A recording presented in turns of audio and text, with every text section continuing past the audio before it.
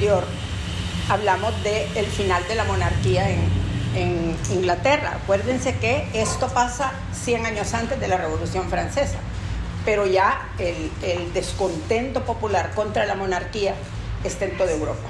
Entonces, rey Carlos I, cuyas actuaciones como entrar al Parlamento con el ejército, como destrozar el Parlamento, entonces finalmente el rey Carlos I es decapitado. Y entonces esto es lo que pasa después de la muerte del rey. Y el protagonista es Oliver Cromwell. Bueno, ¿quién es? Es un líder político y militar inglés que derrocó la monarquía y convirtió a Inglaterra en una república. Fíjense que esto es lo que casi nadie sabe. El famoso Commonwealth lo hizo Oliver Cromwell, que era un soldado cualquiera, sin mayor capacidad ni nada más que una gran ambición y una gran valentía. Durante sus primeros 40 años fue un terrateniente que ascendió a comandante del nuevo ejército modelo, hasta convertirse en Lord Protector de Inglaterra, Irlanda y Escocia entre 1653 y 58. O sea, ya entra él en una clase social distinta al recibir el nombre de Lord Protector, cuando él no tiene por nacimiento nada de derecho a ese estilo de vida. Acumuló más poder que el rey Carlos I y como parlamentario también ordenó a sus soldados disolver el parlamento. O sea, hizo lo mismo que había hecho el rey. Fanático religioso protestante, persiguió cruelmente a los católicos como blasfemos y herejes en brutales campañas de tortura. Fíjense que esto es de las cosas que nadie menciona, solo se dice que es la Inquisición católica la que mató a tanto pobre protestante. La mitad de la historia no se sabe. Encerró y enjuició a los críticos de sus políticas bajo un falso criterio de equidad y de justicia. Eso es su figura más o menos. Ahí tenemos dos pinturas. En la primera pues todavía no tiene toda, en la segunda ya está como soldado, ¿verdad? Con una armadura elegantísima. Desciende de Thomas Cromwell. Si se acuerdan, Thomas Cromwell es uno de los consejeros de Enrique VIII, que es el que le maneja su fortuna. Thomas Cromwell va a ser, digamos, el ministro de Hacienda de Enrique VIII, que también acabó decapitado, ¿verdad? Sus padres fueron Robert Cromwell y Elizabeth Stuart, propietarios. Él se casa con Elizabeth Boucher, tuvo 7 hijos y su suegro, esto es bien importante, mercader con extensas propiedades y conexiones con familias puritanas y comerciantes de Londres, aumentaron su ámbito de influencia.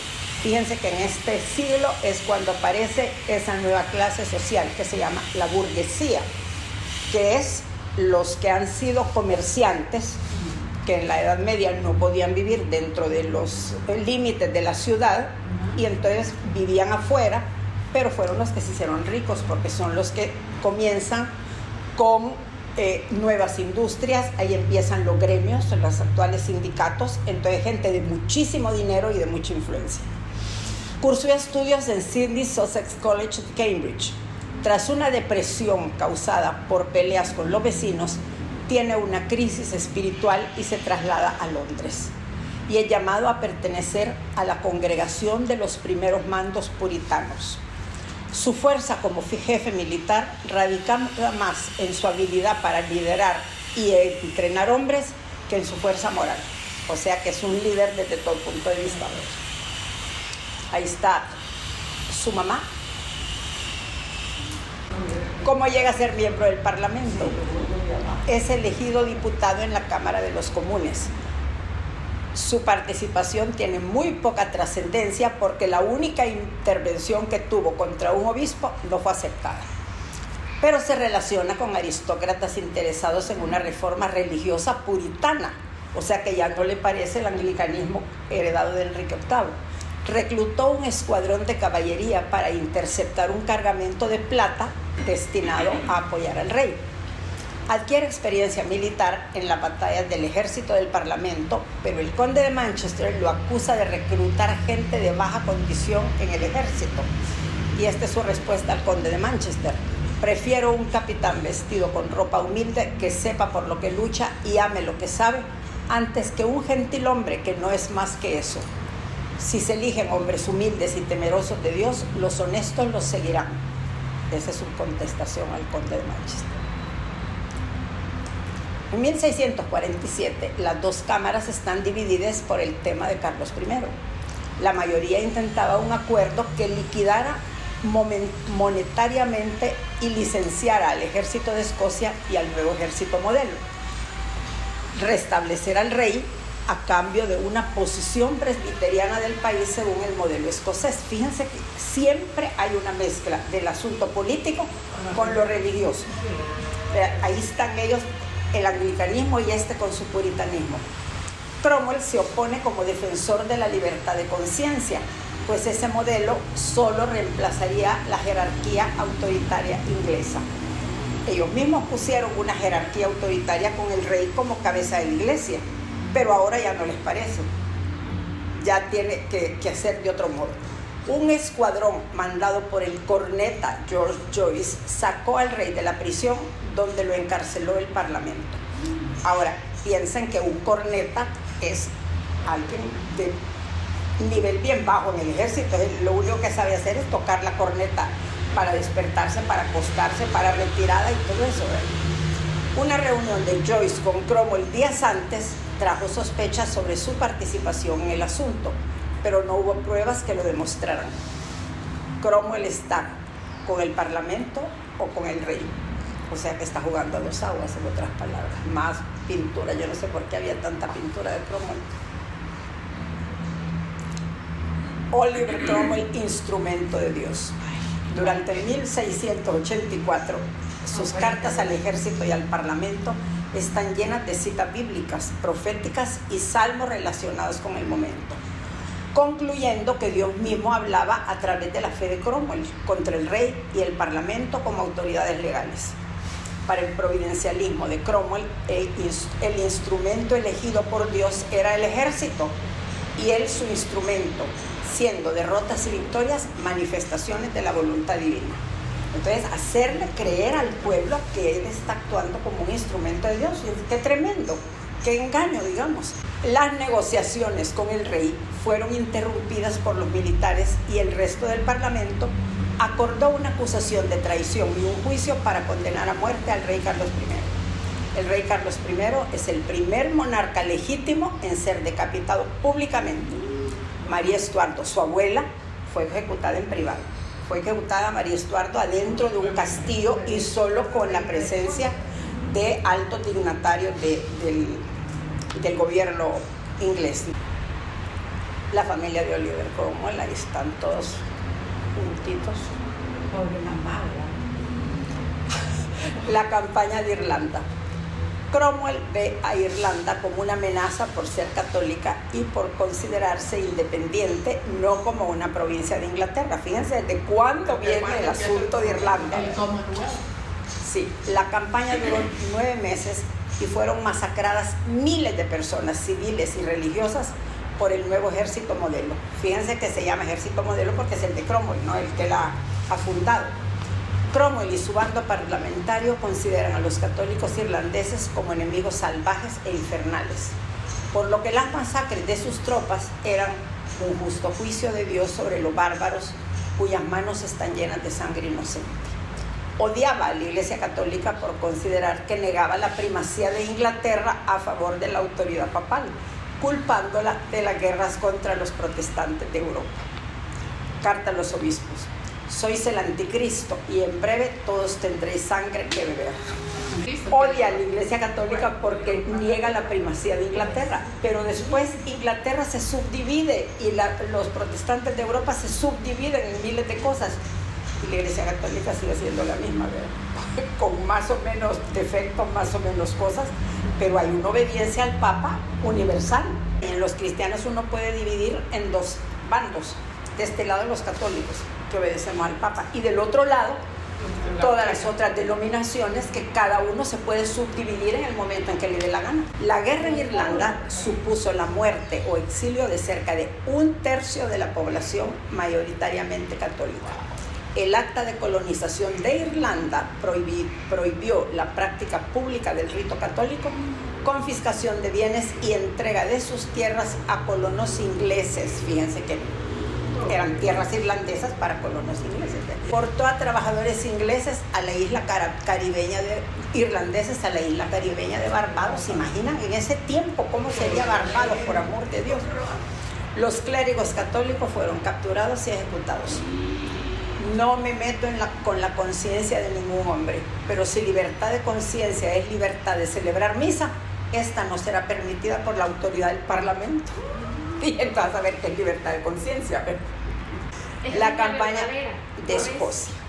Miren, esto es una de las cosas para mí más interesantes de la historia de esta de Inglaterra. La noticia de que Carlos II, primogénito de Carlos I, ¿se acuerdan? Carlos I lo decapitan, pero entonces su hijo se va para Francia. Y entonces el primogénito, Carlos II, desembarcó en Escocia y fue proclamado rey. Hizo a Cromwell volver a Inglaterra a preparar su ejército para invadir Escocia. Tuvo una actitud menos hostil contra los presbiterianos escoceses que contra los católicos irlandeses, pues los consideraba gente temerosa de Dios, pero engañados. O sea que él quería que todos fueran de lo mismo de él, todos los otros engañados. Os imploro por las entrañas de Cristo, ver que estáis equivocados. Las fuerzas del rey fueron derrotadas, muchos pueblos saqueados y miles de prisioneros enviados a prisiones en la isla Barbados. Escocia fue gobernada por Inglaterra bajo ocupación militar. Se permitió la práctica del presbiterianismo, pero la iglesia escocesa perdió el respaldo de las cortes de justicia para imponer sus reglas. O sea, fíjense que esa es una guerra religiosa en Inglaterra, pero entre Cromwell y sus creencias, los católicos y todos los que no fueran presbiterianos de su línea. Cromwell y su nuevo ejército, el Commonwealth. Se instaló una república con un consejo de estado, incluido Cromwell, cuyo poder venía del respaldo del ejército. Hay disputas en el Parlamento por la pretensión de Cromwell de organizar elecciones, con los tres reinos unidos en una sola política y una iglesia nacional tolerante, o sea, Inglaterra, Irlanda y Escocia. Al no ser aprobada la moción, Cromwell disolvió el Parlamento. El Consejo de Estado decretó la forma de constitución y la creación de un Sanedrín de santos, compuesto por una mezcla de sectas. Me da risa porque yo a mis hijos les digo el Sanedrín, porque como todos tienen que opinar. Sin acuerdo constitucional y religioso, Cromwell ordena una nueva disolución del Parlamento en 1653. La providencia ha llevado a Inglaterra a iniciar una misión divina, una tarea que jamás ha recaído sobre los hijos de los hombres en tan corto tiempo. Miren qué importante era él, ¿verdad? El protectorado. Esta época me encanta. Una nueva constitución convierte a Cromwell en Lord Protector vitalicio, alcanzando la máxima magistratura y administración del gobierno del Commonwealth. Gran poder para convocar y disolver el Parlamento, apoyado por su gran popularidad en el ejército. El primer Parlamento aprobó reformas constitucionales y otras medidas emitidas por Cromwell, pero fue disuelto un año después. El levantamiento realista hace a Cromwell dividir Inglaterra en distritos gobernados por militares, gobernadores divinos se llaman, que recaudaban impuestos y aseguraban la cruzada moral.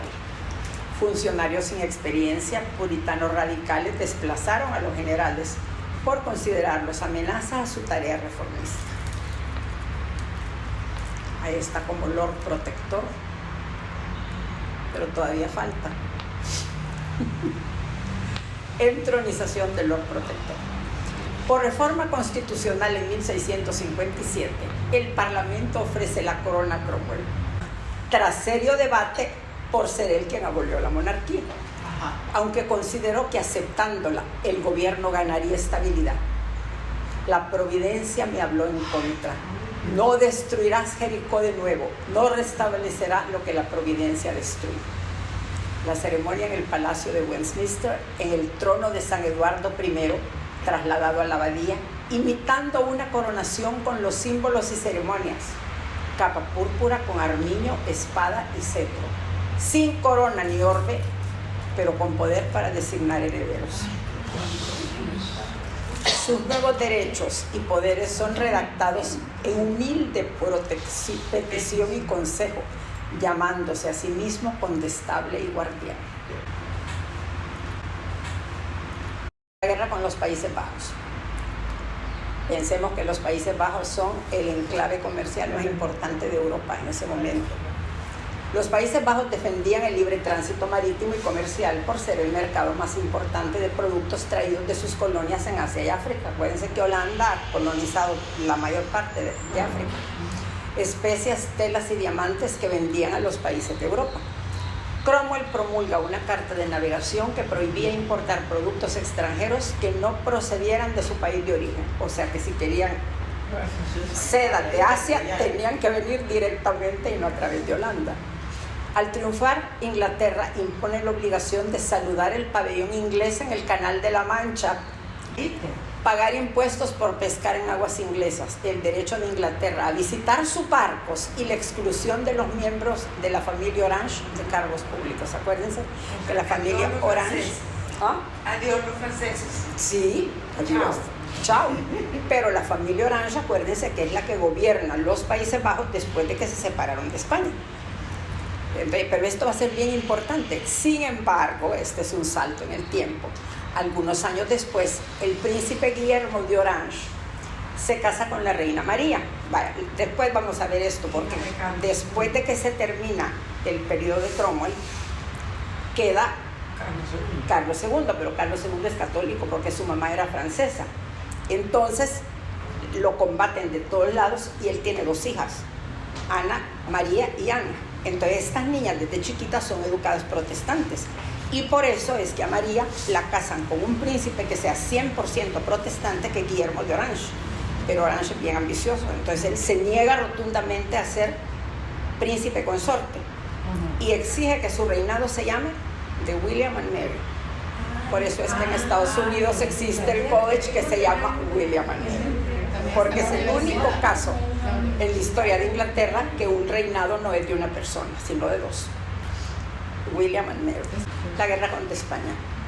El Western Design fue el plan de Cromwell de quitar a España su imperio en América, apropiarse de sus riquezas y establecer el protestantismo en las colonias españolas. Estas guerras libradas en las Indias crearon la leyenda negra que acusaba a España de atrocidades contra los indios, cuando tanto ingleses como holandeses presentaron comportamientos peores. En Navidad de 1654 parten 18 navíos de guerra, 20 buques de carga y 3.000 soldados para conquistar la Española, intentando tomar Santo Domingo, que fue un total fracaso. En un segundo intento sufren una tremenda derrota, perdiendo buques, armas y hombres, y deciden volver a Inglaterra. Invaden y conquistan Jamaica, que no era un importante asentamiento español, pero desgastó severamente las fuerzas inglesas por las enfermedades y las malas condiciones de la tropa. España reconoce la soberanía de Inglaterra sobre Jamaica, que establece un sistema esclavista, trayendo prisioneros de África para trabajar en la enorme industria de la caña de azúcar, que pronto se convierte en un paraíso para los piratas. Henry Morgan, que había participado en los fallidos ataques a Santo Domingo, fue nombrado 3 veces gobernador de Jamaica. Su favorito, ¿verdad? A la que le interesa en los piratas la biografía de Henry Morgan es lo más extraordinario. Ay, yo lo amo, Henry Morgan, aunque odio a los piratas ingleses, pero ese es que era un caso, el tipo, qué bárbaro. Bueno, para Cromwell, los españoles no son nuestros enemigos por casualidad. Dios lo ha dispuesto en su sabiduría. Aquí empieza lo bueno. Padecía de malaria y cálculos renales por su vida de campaña. Desconfía de sus médicos personales y llama a un médico veneciano. Murió en 1658 en Whitehall. Su cuerpo embalsamado recibió honores reales, máscara funeraria y efigie en cera con cetro, trono, corona y capa, enterrado en las tumbas reales en Westminster. El jefe del ejército, George Monk, tomó el poder y el año siguiente el Parlamento restauró a Carlos II como rey de Inglaterra. En 1651, el rey Jacobo II ordenó exhumar los cadáveres de Cromwell, su yerno y el presidente del tribunal que firmaron la sentencia de muerte de su padre, el rey Carlos I. Acusados de alta traición, son sometidos a un juicio póstumo y condenados a ser ejecutados. Ahí están las máscaras funerarias. Sus cuerpos arrastrados en trineo por las calles de Londres, colgados en Tyburn y descuartizados tras ser decapitados. Acuérdense que los nobles eran ejecutados en Londres, pero los que no eran nobles en Tyburn, que era el lugar a donde los colgaban con soga. Si se acuerdan, My Cousin Rachel, así empieza el libro, ¿verdad? Que está el niño viendo ahí y dice, y a lo mejor a mí me van a colgar en Tyburn también. Bueno, su cabeza fue exhibida sobre un poste a la entrada de la abadía de Westminster hasta el año 1685, en que una tormenta la botó. El centinela la puso bajo su capa y la escondió en la chimenea de su casa. Fíjense que había recompensa por la cabeza de Cromwell. Entonces dice que por temor no reclamó la recompensa, pero al morir él fue vendida a la familia Russell, emparentados con los Cromwell. Sam Russell, un cómico borracho, la exhibió en ferias populares por un chelín, pero se negó a venderla a James Cox por 100 guineas. Ahora, si la guinea era 1 libra y 1, ¿verdad? Entonces le hubiera ganado un montón de pisto, ¿verdad? Pero se ve que no le parecía. Cox le prestó dinero y terminó recibiendo la cabeza como pago de la deuda.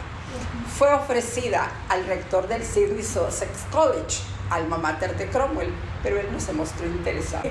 Ahí está la ejecución póstuma, ¿verdad? Mira, ahí lo tienen colgado en Tyburn. Un montón de gente, bien. El recorrido de la cabeza. Un coleccionista franco-suizo la exhibió en un museo privado de Londres con gran éxito económico por la fuerza de visitantes. Pasó a varias manos que intentaron exhibirla para lucrarse, pero luego de tanto tiempo perdida hubo dudas sobre su autenticidad. La cabeza ha sido reliquia para algunos y despreciada por otros por las acciones de Cromwell. Pero apareció otra cabeza que se dijo ser la auténtica y perdió interés. Rigurosos análisis científicos y arqueológicos de ambas, comparadas con la máscara funeraria, determinaron la autenticidad de la original, que presenta el agujero de la pica. O sea que si lo pusieron en una pica, ahí tiene que estar el hoyo en la calavera. En 1960 fue aceptada por el Sidney Sussex College. Terminaron aceptando. Sí, y enterrada en un lugar del jardín, olvidando que su exalumno les había robado la vajilla de plata para financiarlo. Ay, Imagínense la que andaba danzando por todos. Sí. Hay que... Pero ¿cómo iban a visitar eso? Dios mío. Ajá, ¿quién iba a pagar por ¿Quién eso? iba a pagar por eso? Y aparte se hacían ricos. Para que todavía tuvieran. Mira que el morbo. La locura, ir a ver Claro, eso. para muchos fue un hipócrita con afán maquiavélico de poder. Contemporáneos lo compararon a Moisés, llevando a su pueblo al lugar seguro en la historia con sus reformas religiosas puritanas.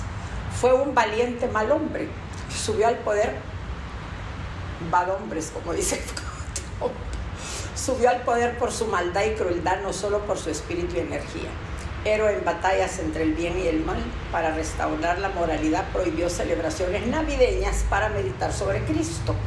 No permitió trabajar en domingo, ni hacer deporte, ni maquillarse. Hombre de pueblo que enfrentó a la monarquía y a la aristocracia opresora de los trabajadores. Para otros, un profascista nazi. Para Lenin y Trotsky es el gran proletario modelo del siglo XX. Murió convencido que el objetivo de su gobierno era favorecer la virtud y suprimir el vicio. Las estatuas de Cromwell ¿Dónde está? en varias ciudades de Inglaterra hay. Sí. Pero miren el final. El juicio de la historia. Una carrera llena de contradicciones. Regicida que consideró aceptar para él la corona inglesa, acumulando más poder que Carlos I. Un parlamentario que disolvió el parlamento a su conveniencia. Un hipócrita ambicioso que traicionó la causa de la libertad, impuso valores puritanos y respetando las tradiciones de su país. Líder fuerte, estabilizador, con sentido de Estado, que ganó respeto internacional, derrotó la tiranía y promovió la república y la libertad. En el 2022, una encuesta de la BBC de Londres de los 100 británicos más importantes de la historia, ubica a Cromwell en la posición 10. En el siglo XX analicé todo eso y lo pongas entre los 10 primeros de 100.